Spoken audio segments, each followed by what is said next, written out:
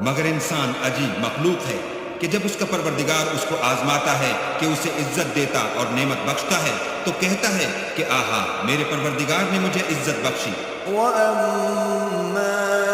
إِذَا مَا ابْتَلَاهُ فَقَدَرَ عَلَيْهِ رِزْقَهُ فَيَقُولُ رَبِّي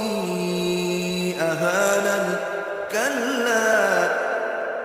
بَل لَّا تُكْرِمُونَ الْيَتِيمَ وَلَا تَحَاضُّونَ عَلَى طَعَامِ الْمِسْكِينِ۔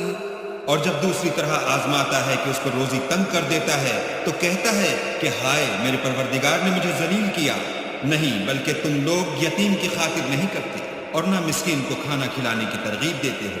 وَتَأْكُلُونَ التُّرَاثَ أَكْلًا لَمًّا وَتُحِبُّونَ الْمَالَ حُبًّا